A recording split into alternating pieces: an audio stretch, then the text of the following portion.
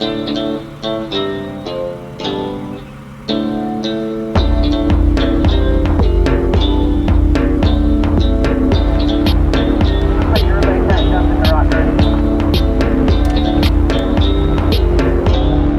to 1995Wrangler.com. Today I'm under the 2007 and I'm changing out the hydraulic cylinder for the clutch.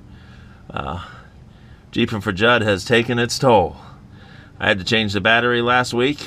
Now I got to change the hydraulic cylinder. I'm going to go ahead and change the top unit as well. This is my old one. It's already out. Got the new one in. So you can see the old one's kind of a little tore up, but we'll see what we can do. A few months ago, the clutch went out on the YJ while we were out in the woods. Drove home from DeLand without a clutch. Load of fun. The other day, driving home with the JK, I get out of work and the clutch doesn't work. Felt funny pulling out, and sure enough, the hydraulic cylinder went out. So today, I've already pulled out the hydraulic cylinder that's under there. I got the new one in. That chip that's down there, there's a little clip. I'll explain that on the outside. Goes in there. There's only 2 bolts and then a wire. The wire just goes up to the exhaust. It's some kind of sensor unit. I'm going to bleed this out while it's not hooked up by pushing in the plunger a few times, and that's supposed to bleed it out. As you can see, my old one's already out laying here on the floor. So anyway, Jeep Live. But let's see. So I filled up the reservoir up top, and I'm gonna angle this down. I've been told you just angle it the right way and slowly push this right here in and out several times, and hopefully that'll bleed it. Push all the air out.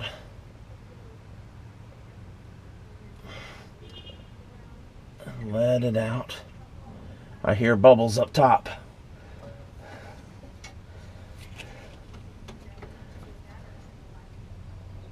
I hear bubbles.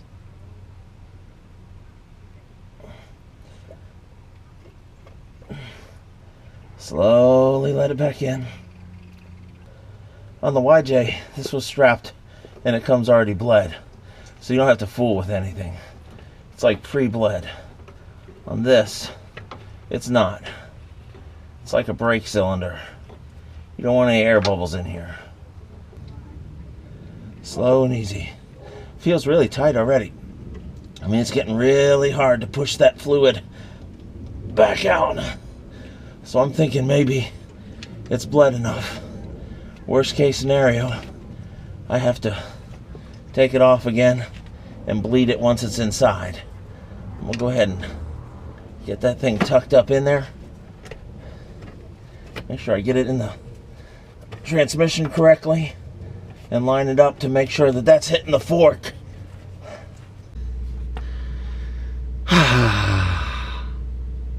30 minutes later of being a contortionist, I'm fighting to get this hydraulic cylinder in. Now, if I hadn't have pre-bled it, it probably would have squished really nice. Had Jeep decided that they wanted to do like the YJ and have it a contained unit with a little zip tie that you push and it doesn't have to be bled, this would have been a piece of cake. But because I'm fighting it to keep it squished in, get it in there, and you have to see my arm is snaking back here between the cross member for the transmission, the front drive shaft. I've disconnected the four-wheel drive linkage, and I've got it on there with one bolt. Now I just got to get up in there and snug this up. But let me just say, dear Jeep, please put it back the way it was on the YJ, because that made changing this part a breeze. But to show you the parts I needed,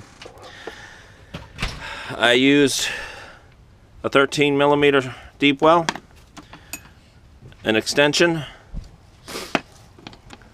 a ratchet, a screwdriver to get the clip off, a flashlight to see what I was doing to get this old part off.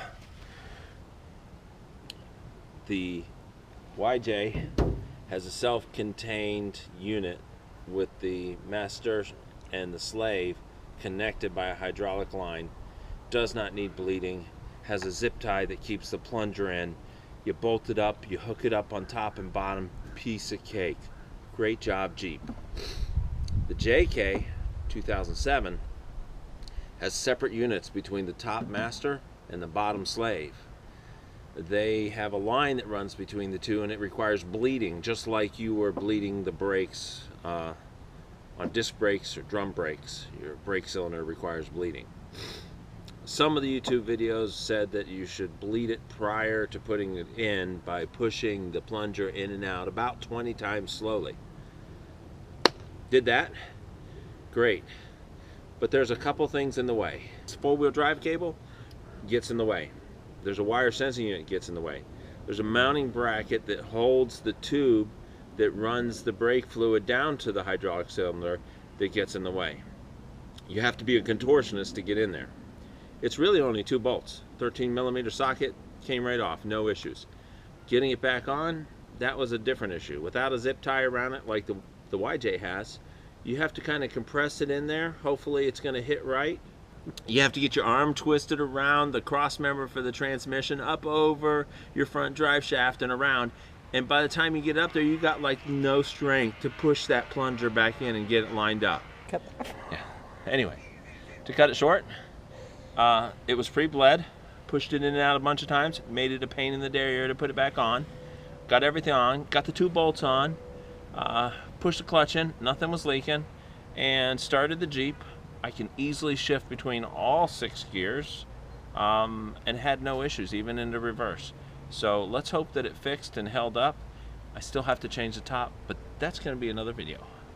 1995Wrangler.com and Florida Jeep Rides. Don't forget to subscribe. We appreciate it, and we'll see you next in Citrus.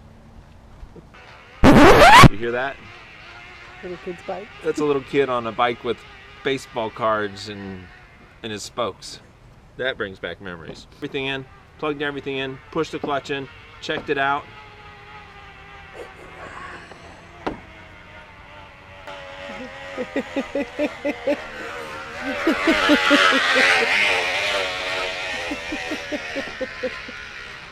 It's not baseball cards, it's a pop bottle shoved up into his rear forks.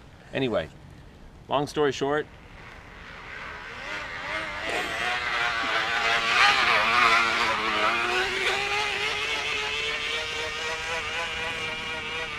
You were that kid.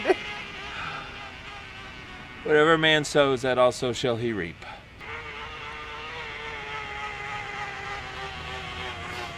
Shall we show it again?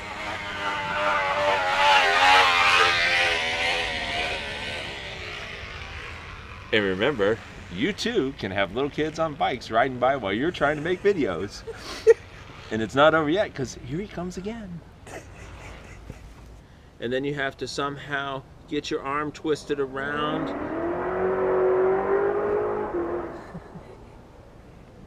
And you have to get your arm cut. This is your slave cylinder. When you push the clutch pedal, it pumps fluid through here and pumps this. Oh no, that eats paint and it'll never come off.